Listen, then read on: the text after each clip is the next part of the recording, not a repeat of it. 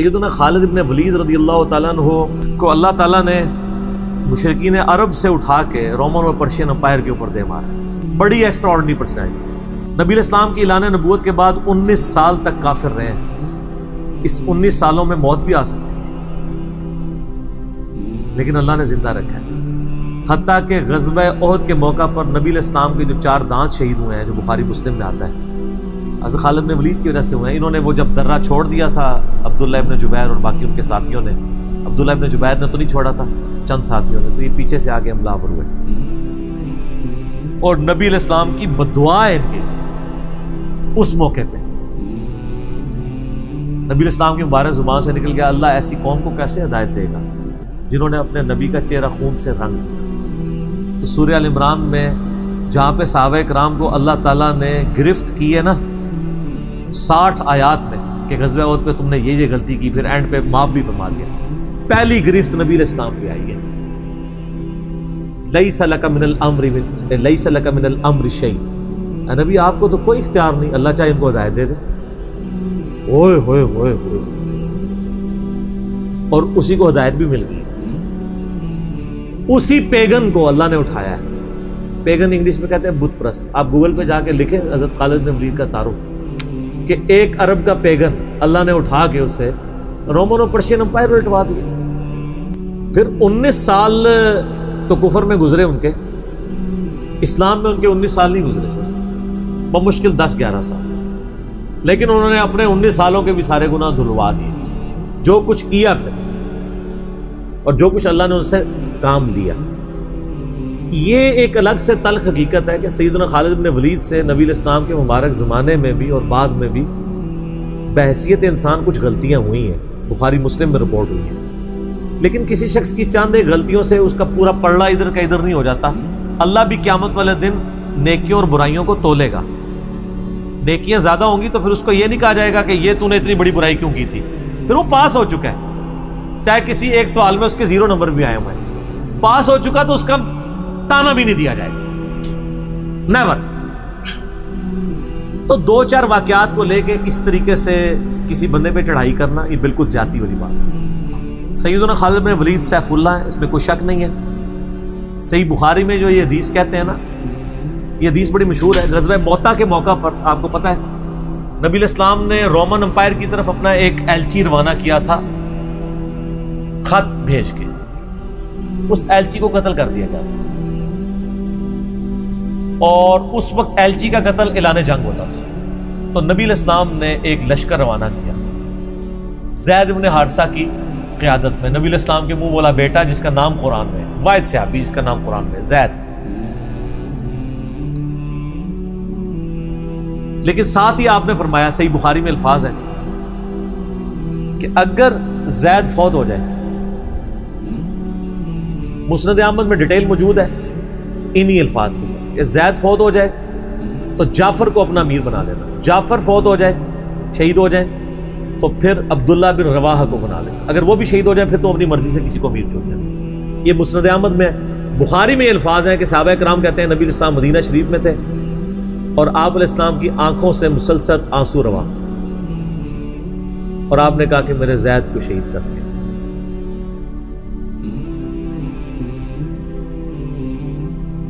اب مسلمانوں کا پرچم جعفر نے تھام لیا. جعفر بھی حضور کے لاڈلے سے, آپ کو پتہ ہے, جعفر طیار حضرت علی کے بھائی, جن کے بارے میں بخاری میں آتا ہے کہ ان کے 2 بازو کٹ گئے تھے تو آپ علیہ السلام فرمایا میں نے اسے جنت میں اڑتے ہوئے دیکھا, اللہ نے اس کو 2 پر دے دیے.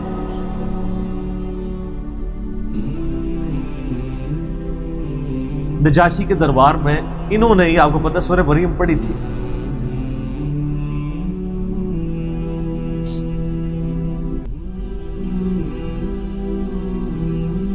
پھر آپ نے فرمایا کہ جعفر کو شہید کر دیا گیا. اب عبداللہ ابن رواحہ نے پرچم تھام, پھر آپ نے فرمایا اسے بھی شہید کر دیا گیا.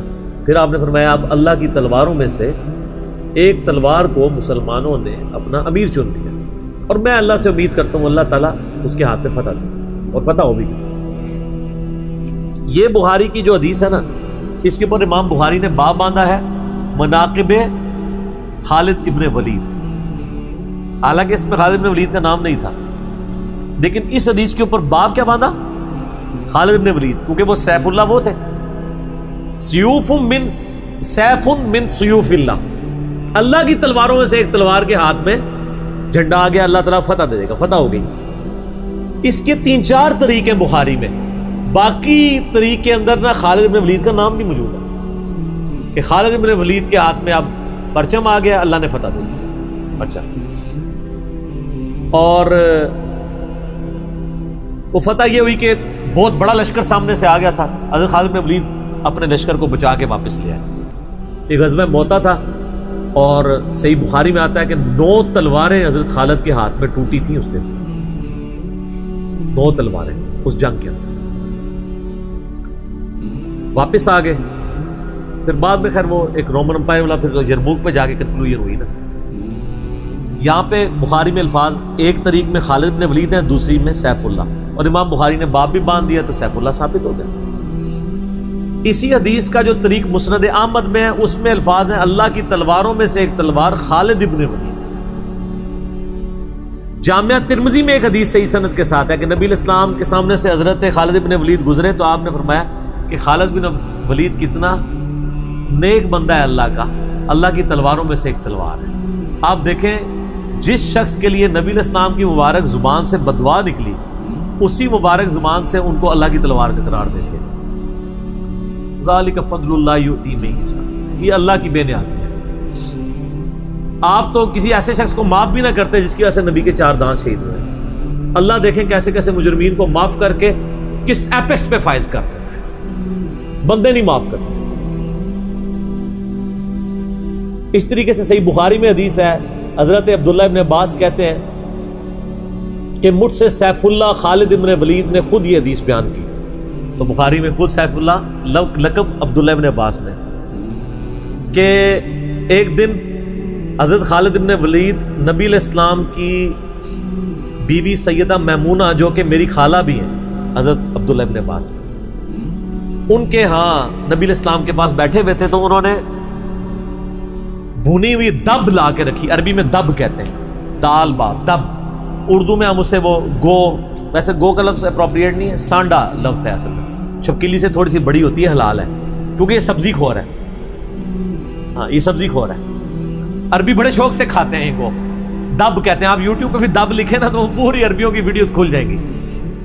دب لا کے رکھی گئی بنی ہوئی. تو حضرت خالد بن ولید کہتے ہیں میں بڑے شوق سے کھانا شروع کیا اور حضور مجھے بڑے دیکھ رہے تھے ایسے، وہ یعنی اتنے ذوق و شوق سے کھا رہے تھے. تو میں نے کہا یا رسول اللہ آپ بھی؟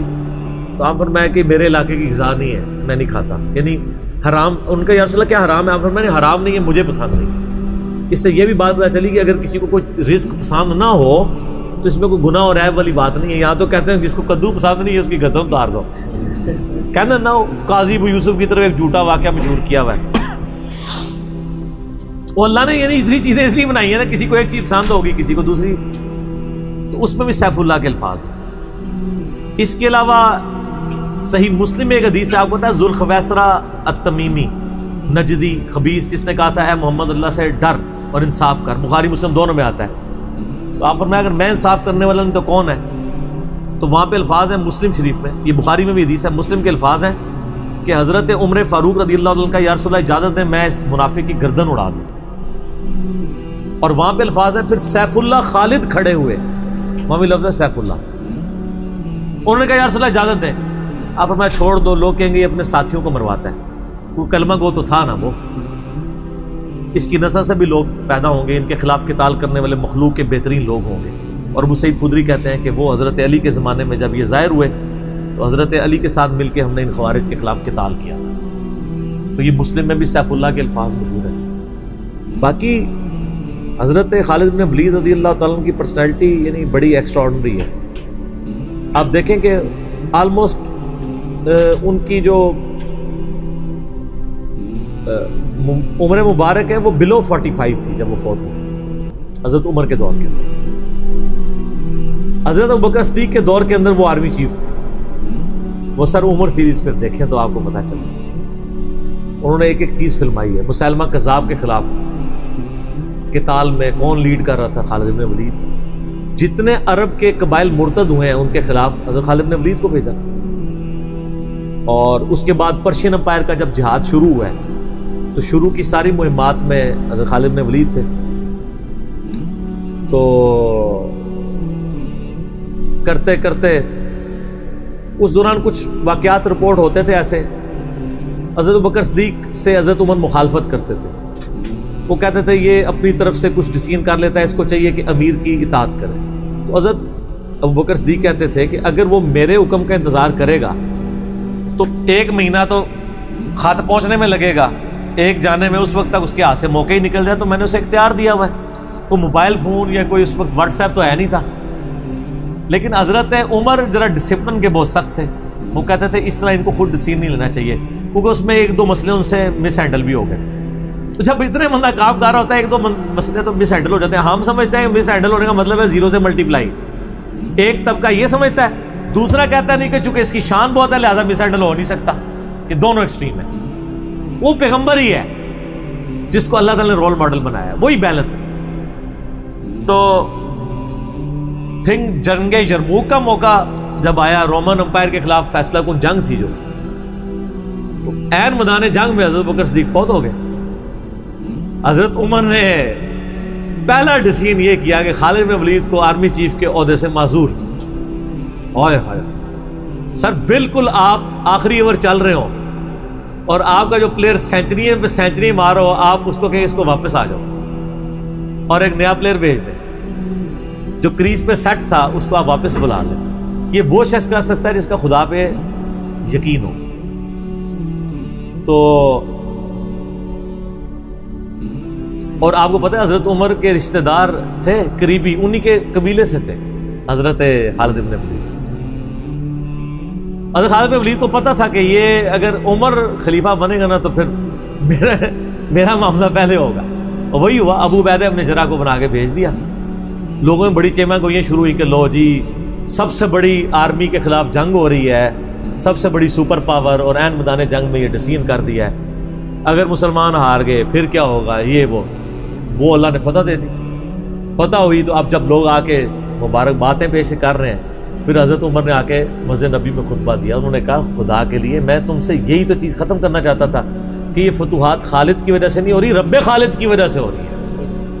کل کو خالد نہیں رہے گا تو تم کیا سمجھو گے کہ اسلام ختم ہو جائے گا؟ اسلام نے تو آگے چلنا ہے. ٹھیک ہے. پھر انہوں نے کہا میری دوسری حکمت یہ تھی کہ مجھے پتا ہے کہ اب یہ رومن امپائر مسلمانوں کے پاس آ جائے گی, بیت المقدس بھی فتح ہو گیا پھر بعد میں. تو خالد بن ولید جو ہے یہ جنگ کی فیلڈ کا ماسٹر ہے, اور جب کوئی علاقہ فتح ہو جاتا ہے پھر کسی جنگجو کی وہاں گورنر لگانے کی ضرورت نہیں ہوتی, بلکہ کسی ایسے شخص کو گورنر لگانے کی ضرورت ہوتی ہے جو ہیومن انسٹنکٹ سے واقف ہو, جس کو ہیومن مینجمنٹ آتی ہو. تو خالد تو ہمیشہ تلوار کے ساتھ ہی کھیلا ہے, اس کو ہیومن مینجمنٹ نہیں آتی. تو میں نے اس شخص کا انتخاب کیا ہے جس کو سب سے زیادہ رسول اللہ صلی اللہ علیہ وسلم کی صحبت کا شرف حاصل ہے. اور بخاری مسلم میں حدیث ہے کہ نبی علیہ السلام نے فرمایا کہ ہر نبی کے ساتھ ایک امین ہوتا ہے, اور میرا امین جو ہے وہ ابو عبیدہ ابن جراح ہے. ان کو پھر یعنی یرموک میں حضرت عمر نے یعنی آرمی چیف لگایا اور فتح ہوئی. اس کے بعد بیت المقدس بھی فتح ہو گیا, کیونکہ ابو عبیدہ جو ہے وہ شروع کے مسلمانوں میں سے, مکی دور کے. اب بعد میں لوگوں کو اسلام سکھانا تھا تو ایسے بندے کی ضرورت تھی نا. تو پھر حضرت عمر آپ کو پتہ ہے نا دورے پہ بھی گئے تھے بیت المقدس کی چابیاں لینے کے لیے. تو وہاں پہ کئی واقعات ہیں, ان میں سے ایک جو واقعہ ابو عبیدہ کا جو کہ ذکر ہوا ہے, تو اس کے بعد حضرت عمر ابو عبیدہ کو کہتے ہیں مجھے اپنے اب آپ آفس میں لے چلو.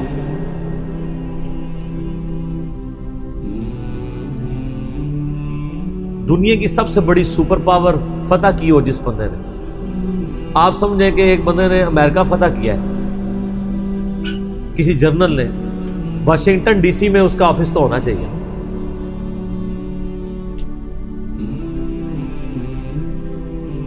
حضرت عمر رضی اللہ تعالیٰ عنہ کو ابو عبیدہ جب اپنے یعنی آفس میں لے کے گئے تو آفس کیا تھا, اسی قلعے کا ایک پرانا سا کمرہ جس کے ایک کونے کے اوپر مسلح بچھا ہوا ہے, ایک وضو کی جگہ ہے لوٹا پڑا ہوا ہے. یہ کل کائنات ہے. اس آفس کی جو سب سے بڑی سپر پاور کو جس بندے نے گرایا ابو عبیدہ ابن جراح. حضرت عمر رضی اللہ تعالیٰ عنہ کی آنکھوں میں آنسو آ گئے. انہوں نے فرمایا کہ دنیا نے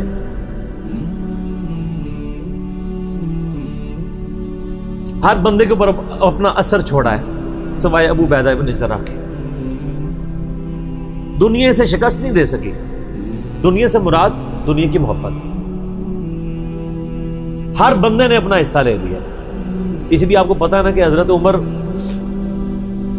اپنے دور خلافت میں ابو عبیدہ ابن جراح کو بار بار خط لکھتے رہے کہ آپ ادھر آ جائیں, کیونکہ حضرت عمر چاہتے تھے کہ میں اپنے بعد ان کو خلیفہ نامزد کروں, اس لیے کہ وہ امین الامت ہے. لیکن وہ پھر حضرت عمر کے دور میں طاعون کے مرض میں وبا جو پھیلی تھی شام میں, اس میں وہ پھر شہید ہو گئے. تو وہی ان کا پھر وہ قبر بن گئی. سر میرا سوال ہے کہ طاعون کا مرض آپ کو پتا ہے کہ کیا تھا؟ جسم پہ پورے پھوڑے نکلتے تھے کینسر کے. تو کیا حضرت ابو عبیدہ ابن جراح ناکام گئے دنیا سے؟ کیسا جی کوئی بندہ مرا تھا, بڑا نورانی چہرہ تھا, یہ تھا وہ تھا. ہر بندے نے اپنے بنائے ہوئے. ایک بندہ پھوڑوں کی تکلیف سے مرا ہے. بخاری مسلم کی حدیث ہے جو طاعون کے مرض میں مرا وہ شہید ہے. تو وہ مرے تو بستر مرگ پہ ہے لیکن شہید ہے. اور دوسری طرف خالد بن ولید آپ دیکھ لیں, سینکڑوں جنگوں میں حصہ لیا انہوں نے, کسی ایک جنگ میں شکست نہیں کھائی. حتیٰ کہ جو کافروں کی طرف سے بھی غزوہ احد لڑی ہے اس میں بھی ان کو شکست نہیں ہوئی. جسم پہ حضرت خالد بن ولید کہا کرتے تھے میرے جسم کا کوئی حصہ نہیں جس پہ برچھی یا نیزے یا تلوار کا نشان نہ ہو. ظاہر ہے اتنی جنگوں میں زخم لگ جاتے ہیں, لیکن میں بھی آج ایک بوڑھے اونٹ کی طرح بستر مرگ پہ مر رہا ہوں. میں نے سینکڑوں جنگوں میں اپنی موت کو تلاش کیا لیکن موت نہیں آئی. اس کا مطلب ہے موت جو ہے وہ اس پہ ڈیپینڈنٹ نہیں ہے کہ آپ میدان جنگ میں گئے ہوئے. ان کو موت میدان جنگ میں اس لیے نہیں آنی تھی کہ وہ اللہ کی تلوار تھے. اللہ کی تلوار تو نہیں ٹوٹ سکتی تھی. تو ان کا آج میں بھی بوڑھے اونٹ کی طرح بستر مرگ پہ مر رہا ہوں. صرف میں تمہیں یہ بتانا چاہ رہا ہوں کہ موت کا میدان جنگ سے کوئی تعلق نہیں. ویسے تو مسلم شریف میں حدیث ہے جو شخص شہادت کی تمنا کے ساتھ اپنے بسترے پہ بھی مرا اللہ تعالیٰ اسے شہید ہونے کا ثواب دے دے گا. ہمیں نیت کرنی چاہیے. یہ حضرت خالد بن ولید کے شعر ہیں کہ میں بھی اگر موت میدان جنگ میں آتی تو مجھے آتی جس نے سینکڑوں مار کے لڑے ہیں. اور سر پیچھے بیٹھ کے نہیں آج کل کے جرنیلوں کی طرح, فرنٹ سے لیڈ کر. تو یہ ان کے اشعار آج بھی ان کا جو قبر یا مزار بنا ہے اس کے ساتھ ایڈجسنٹ مسجد کی دیوار کے اوپر یہ شعر لکھے ہوئے ہیں. آپ یوٹیوب پہ جا کے دیکھیں تو آپ کو مل جائے. فرنٹ سے لیڈ کر کے پوری زندگی لڑے.